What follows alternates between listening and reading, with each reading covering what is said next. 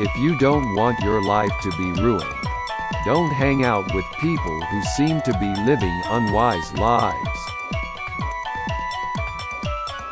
The peculiarity of relationships is that it is practically impossible for one person to have a lasting positive influence over negative thinking people.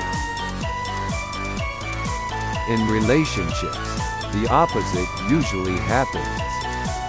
If you are always with negative people, you will not be able to maintain a positive and creative mindset.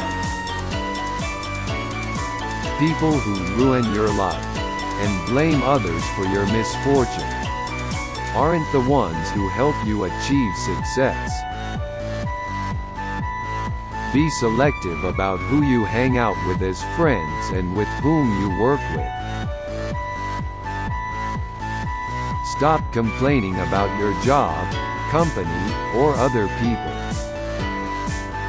And spend time with positive, ambitious people who have plans for their lives.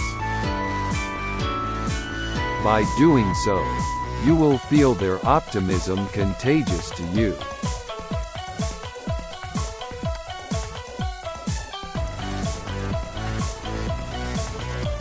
Human imperfections are like weeds in a garden. Weeds grow on their own and can quickly overwhelm a garden if left untreated. Habits are formed at a very slow pace and often subconsciously. So, when you find yourself in the habit, it's so firmly established that even if you want to break it, it's hard to break. It is unlikely that one behavioral pattern will disappear unless it is replaced by another behavioral pattern. The best way to get rid of the weeds, your flaws, is to identify your own behavioral patterns that you think are bad and replace them with positive behavioral patterns.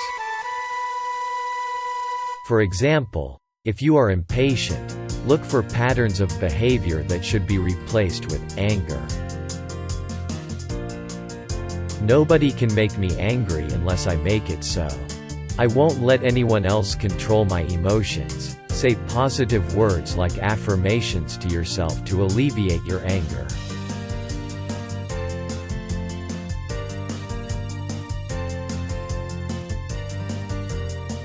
Remember that the shortcomings are fairly distributed to everyone.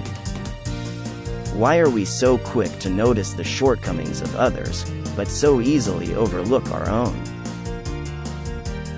While it's easy to be objective when it comes to criticizing friends, family, and colleagues, it's much harder to be honest about your own shortcomings. Only when we can recognize that we are all humans with the same shortcomings and weaknesses, we begin to develop the wonderful quality of tolerance, the ability to accept others as they are without expecting anything in return. It is not easy to replace the habit of finding fault with people by finding the good in them.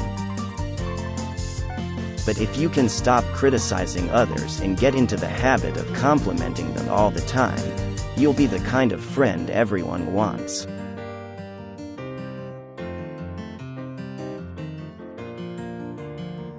Pampering yourself is like a drug. The most terrifying thing about drugs is that the human body gradually becomes more tolerant of them, and the dosage increases steadily. The same is true of self-pity, the act of pampering yourself.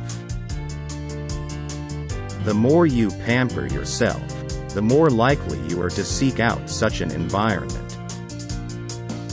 And then self-pity becomes a habit. This habit is so powerful that it weakens you and robs you of all your brain potential. Fortunately, there is a cure for this habit.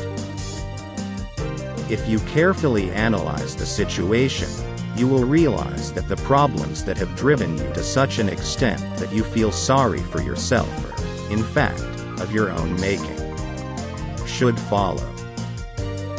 In other words, The best person to solve the problem is you who created the problem.